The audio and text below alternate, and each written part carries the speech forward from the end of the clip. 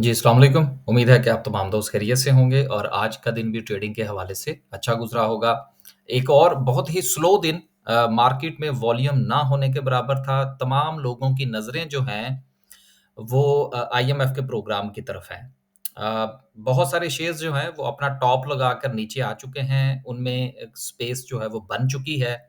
अब ये स्पेस जो है ये फ़िल होगी और ये स्पेस उस वक़्त फ़िल होगी जिस वक़्त के आईएमएफ की तरफ से हमें ग्रीन सिग्नल मिलेगा और मिल जाएगा इंशाल्लाह। आज मार्केट में 300 पॉइंट्स जो है वो मनफ़ी रहा मार्केट का सिलसिला। वजह ये थी कि मार्केट में वॉल्यूम नहीं थे और जब मार्केट में वॉल्यूम नहीं होते और बिल्कुल जो है वो ट्रेडिंग के दौरान लोग जो हैं वो अपने असाब खो बैठते हैं, तो ऐसी सूरत में स्टॉप लॉस का हिट होना ये एक रूटीन की बात होती है। हमारे भी हुए भई आज। तो इसलिए क्योंकि वॉल्यूम नहीं थे, तो वो फिर लोग जो हैं वो कहते हैं यार चलो छोड़ो पोज़ीशन काटो फिर कल देखेंगे क्या करना है। 2 चीज़ें आज हम डिस्कस करने की कोशिश करेंगे, एक मिलर ट्रैक्टर का रिज़ल्ट और उसके साथ जो है वो हमारा आईएमएफ का मसला। 300 पॉइंट्स आज मार्केट ने निकाले, सर्किट ब्रेकर की बात करें तो आज कोई काबिल-ज़िक्र कंपनी जो है वो आपको अपर कैप में नज़र नहीं आ रही। काबिल-ज़िक्र से मुराद इंडेक्स को चलाने वाली कंपनीज़ जो हैं वो आपको अपर कैप में नज़र नहीं आ रही। गो के मिलर ट्रैक्टर का जो उसमें से काफ़ी पॉइंट्स आज निकले। गो के नहीं निकलने चाहिए थे। लोअर कैप की बात करें तो 2 कंपनीज़ जो हैं वो लोअर कैप में हैं। आगे चलें अगर हम सर्किट की बात करें सॉरी ओवरऑल अगर हम मार्केट में सेक्टर्स की बात करें, सीमेंट सेक्टर आज थोड़ा-सा बेहतर रहा लकी की वजह से। कमर्शियल बैंक्स ने 175 पॉइंट्स लूज़ किए। अब कमर्शियल बैंक्स में अगर आप देखें तो आपको UBL, HBL, Meezan bank, bank Al Habib ये आपको लीड करते हुए नज़र आ रहे हैं। देखिए बहुत सारे शेयर्स ऐसे जो कि जुलाई के महीने में और इस वक़्त अगर आप उनका डिफ़रेंस चेक करेंगे, तो आपको जो बड़े शेयर्स हैं उसमें 20, 25, 30 रुपए तक का डिफ़रेंस मिल सकता है। यही वो आइडिया था कि अगर आप इन्वेस्टमेंट पॉइंट ऑफ व्यू से स्टॉक मार्केट में आना चाहते हैं, तो सितंबर के महीने की यकम सितंबर के बाद जो है, वो कुछ थोड़ी-सी सिलसिला बेहतर हो जाएगा। तो यकीनन अब जो है वो मार्केट आपके सामने है, लेकिन मज़े की बात ये है कि अब लोग किसी भी सूरत शेयर्स को हाथ नहीं लगाएँगे। शेयर्स को कब हाथ लगाएँगे? जब ये दोबारा से अपने टॉप की तरफ चले जाएँगे, फिर वहाँ पर हम इसको दोबारा से खरीदेंगे और फिर नीचे आएगा और देन फिर जो है वो हम पूछते रहेंगे कि जी ये फलाँ शेयर को क्या हुआ? मैंने इसको इस रेट पर खरीद रखा है, मैं इन्वेस्टर हूँ। यार देखें अगर आप इन्वेस्टर हैं और ₹300 का शेयर जो है वो अगर ₹15 नीचे आ गया, तो फिर आप परेशान क्यों हैं? इसका मतलब ये है कि यू आर नॉट इन्वेस्टर। आपने जब वो शेयर खरीदा, आपने ना अपनी कैलकुलेशन की, ना उस शेयर की कैलकुलेशन की। दोनों की कैलकुलेशन ना करने की वजह से अब आप पैनिक हैं और अब आप मुख्तलिफ ग्रुप्स के अंदर क्योंकि हमें तो रोज़ाना की बुनियाद पर जो है वो हंड्रेड्स ऑफ मैसेजेस आ रहे होते हैं और 99% लोग जो हैं वो ये मैसेज करते हैं कि जी मुझे सिर्फ़ इतना बता दें कि मैं इस शेयर को रखूँ या मैं इस शेयर को बेच दूँ। अब ना हमें पता कि आपने वो शेयर खरीदा क्यों? ना हमें ये पता कि आपके पास पैसा कितना है, ना हमें ये पता कि आप इन्वेस्टर हैं, ना हमें ये पता कि आप ट्रेडर हैं, ना हमें ये पता कि आपके पास वो क्वांटिटी कितनी है, ना हमें ये पता कि आपके पोर्टफोलियो का साइज़ क्या है। देखिए, ये वो तमाम की तमाम चीज़ें हैं, जिस तरह से आप डॉक्टर के पास जाते हैं, वो सारी अलामात आप उसके साथ डिस्कस करते हैं, फिर उसके बाद वो आपको टेस्ट रिकमेंड करता है, फिर कहीं जाके डायग्नोज़ होती है चीज़ और फिर वो मेडिसिन जो है वो आपको लिख के देता है। इसी तरह से ये रुपया, पैसा और ये स्टॉक मार्केट इसकी भी अपनी एक साइंस है। जब तक आप अपने तमाम हालात जो हैं वो डिस्कस नहीं करेंगे मसलन मैंने अक्सर आपसे मैं डिस्कस करता हूँ कि एक दोस्त थे उनको मैंने एक शेयर रिकमेंड किया। मैंने कहा जी आप ये शेयर जो है इन्वेस्टमेंट पॉइंट ऑफ व्यू से, उनसे मैंने कहा कि ये शेयर है आप ये खरीद लें।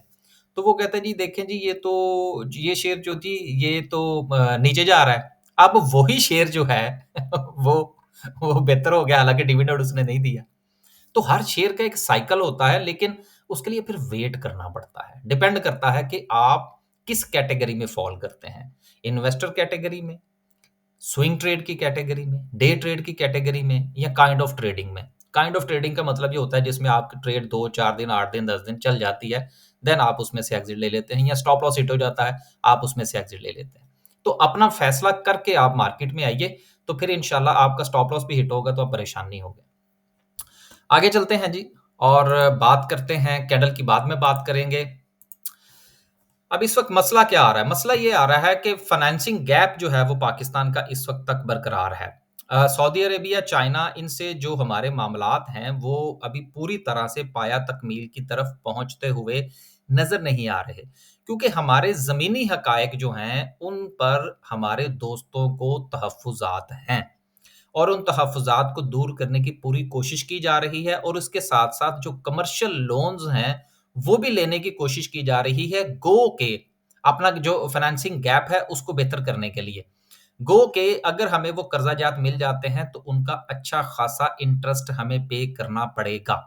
लेकिन इसके बगैर हमारे पास गुज़ारा नहीं है, हमारे पास कोई दूसरी ऑप्शन नहीं है। रहा सवाल इस बात का कि जी पाकिस्तान का ये मामला जो है ये लटकता ही चला जा रहा है और आईएमएफ का मामला जो है वो नहीं होगा, तो ऐसा नहीं है। इंशाल्लाह ये मामला हो जाएगा। थोड़ा-सा प्रेशर है, कुछ मामलात हैं जो कि अभी पाइपलाइन में हैं, जिनको हुकूमत जो है वो बड़ा डेस्परेटली सॉल्व करने की कोशिश कर रही है। तो हमें थोड़ा-सा अपने असाब पर भी काबू रखना चाहिए, थोड़ा-सा हुकूमत पर भी एतमाद रखना चाहिए। देखिए, यही चिराग जलेंगे तो रोशनी होगी। ऐसा नहीं हो सकता कि कोई बाहर से आके ठीक कर देगा। इन्होंने ही ठीक करना है और इन्हीं से जो है वो मामलात आगे चलेंगे। बाकी को बाहर से आके इसको बेहतर नहीं कर सकता। अभी तक की जो हमारी इत्तलात हैं वो यही हैं कि आने वाले दिनों में जो है वो कुछ 1-2 दौरे जो हैं वो आप देख सकते हैं अरब कंट्रीज़ की तरफ भी और चाइनाज़ की तरफ भी, ताकि इन मामलात को जल्दी से जल्दी निपटाया जाए। क्योंकि अगर ये मामला लटकता है, तो उसके बाद जो हमारे टैक्स कलेक्शन के जो टारगेट्स हैं, चूँकि वो भी पूरे नहीं होंगे, तो फिर ये फाइनेंसिंग गैप के साथ-साथ जो हमारा टैक्स कलेक्शन का गैप है, वो भी हमारे लिए एक मसला बन जाएगा। तो हमें उम्मीद रखनी चाहिए कि इंशाल्लाह ये मामला हो जाएगा। अब चलते हैं और डिस्कस करते हैं जी आज की कैंडल कैंडल से पहले जो है वो मिल्लत के रिज़ल्ट को ज़रा डिस्कस कर लेते हैं। अब देखिए मिल्लत का जो रिज़ल्ट है, उसमें मैंने इसको बगौर इसका जायज़ा लिया है। इसमें मोटी-मोटी सी 2 चीज़ें हैं जिसको मैं डिस्कस करना चाहूँ। पहली चीज़ तो ये है कि इसकी पिछले साल की जो अर्निंग थी, दूसरी देख लेते हैं। अगर हम इसकी पिछले साल की अर्निंग देखें, तो पिछले साल की इसकी अर्निंग थी ₹17 और 61 पैसे, यानी कि ₹17 अर्निंग के साथ ये शेयर जो था ये परफ़ॉर्म कर रहा था। इस बार इसकी जो अर्निंग आई है, वो आई है ₹51, यानी कि अगर हम पिछले साल के साथ इसको देखें तो मल्टीप्लाई बाय 3 गुना इस कंपनी के की जो अर्निंग है उसमें इज़ाफ़ा हुआ है। आज इसने डिविडेंड और बोनस क्यों नहीं दिया? उसके साथ इन्होंने अपनी एक एक्सप्लेनेशन जारी कर दी है कि इनका मर्जर का प्रॉब्लम है जो कि लाहौर हाई कोर्ट में है। अब आप ये देखिए कि माज़ी में कोर्ट में जितने भी मामलात गए इस किस्म के, क्या उनकी अप्रूवल नहीं हुई? यार वो हमारे पंजाबी में कहते थकियां तो थकियां कंपनियां जड़ियां सन ना उनको अप्रूवल मिल गई, तो इसको क्यों नहीं मिलेगी? तो जैसे ही इसकी अप्रूवल होगी, मामलात जो है वो फिर हरे-भरे हो जाएँगे, एक बात। दूसरी बात ये है कि पाकिस्तान में चूँकि हम कहते हैं कि हम एग्रीकल्चर कंट्री हैं और जब भी कोई हुकूमत आई है, ख़ास तौर पर अगर आप नून लीग की हुकूमत का अगर आप बैकग्राउंड देखें, तो इन्होंने रफ़ली अपनी हर हुकूमत में कोई न कोई ऐसी स्कीम ज़रूर मुतारिफ़ करवाई, जिससे किसान को कुछ न कुछ फ़ायदा हुआ, कुछ चीज़ें, कुछ आलात उसको इंस्टॉलमेंट पर दिए गए। लिहाज़ा आने वाले दिनों में ये कोई बड़ी बात नहीं होगी कि इस किस्म की कोई स्कीम जो है वो दोबारा से मुतारिफ़ करवाई जाए। क्योंकि हमने हिस्ट्री की बुनियाद पर चलना होता है, फ़ैसला हमने मुस्तकबिल का करना होता है। तो मैं पूरी तरह से पॉज़िटिव हूँ कि इसमें कोई इतना बड़ा प्रॉब्लम नहीं है। यहाँ पर ये डिस्क्लेमर देता चलूँ कि ना हम बाइंग के हवाले से किसी को रिकमेंड कर रहे हैं और ना किसी को सेल के हवाले से रिकमेंड कर रहे हैं।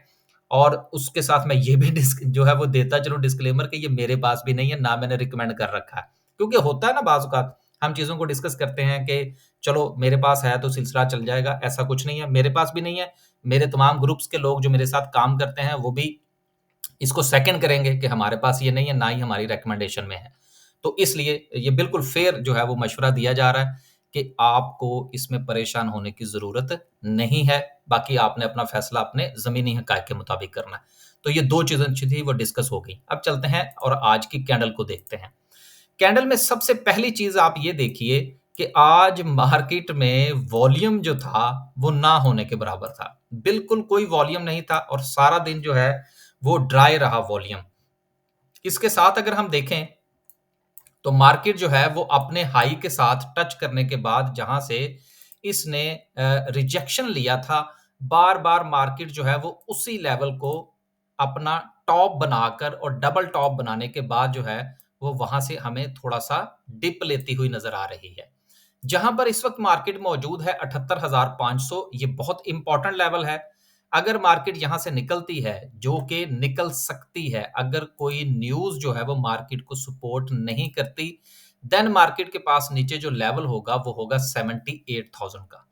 गुज़िश्ता अगर हम देखें तो रफ़ली महीने डेढ़ महीने से जो मार्केट है, वो अपने इसी ज़ोन में आपको ट्रेड करती हुई नज़र आ रही है, जिसमें 78, 78,500, 79, 79,500 कर लीजिए। थोड़ा-सा ज़रा ऊपर की तरफ भी अगर हम देख लें तो शायद कभी कुछ ऐसा हो कि मार्केट दोबारा 80,000 की तरफ चली जाए। तो ये जो 4 लेवल्स हैं, इसी में मार्केट घूम रही है और अभी भी मार्केट इसी में ही घूमती हुई नज़र आ रही है। आपने फैसला करना है अपने-अपने इंडिविजुअल शेयर्स की बुनियाद पर। सितंबर का महीना आ चुका है, शेयर्स के टॉप काफ़ी के लग चुके हैं, शेयर्स नीचे आ चुके हैं। अब ये आपने फैसला करना है कि कितने अरसे के लिए आप किसी शेयर को खरीदना चाहते हैं इन्वेस्टमेंट पॉइंट ऑफ व्यू से। ट्रेडिंग पॉइंट ऑफ व्यू से सिर्फ एक चीज़ का ख्याल रखें कि क्लोजिंग बेस के ऊपर स्टॉप लॉस लगाने से परहेज कीजिए। हमारी तरफ से हमारे भी स्टॉप लॉस हिट होते हैं, लेकिन हमारी तरफ से कोई रिकमेंडेशन नहीं है कि जी आपने क्लोजिंग बेस के ऊपर जो है वो स्टॉप लॉस लगाना है। क्योंकि अगर एक क्लोजिंग बेस का स्टॉप लॉस हिट हुआ तो 10% सीधा-सीधा आपके पोर्टफोलियो में से उड़ जाएगा। हमारी कोशिश ये होती है कि हम 1%, 0.5% या इसके अराउंड जो है वो अपना स्टॉप लॉस रखें, इससे ज़्यादा ऊपर ना जाएँ। अब तक के लिए सिर्फ इतना ही, इजाज़त दीजिए। अल्लाह हाफ़िज़।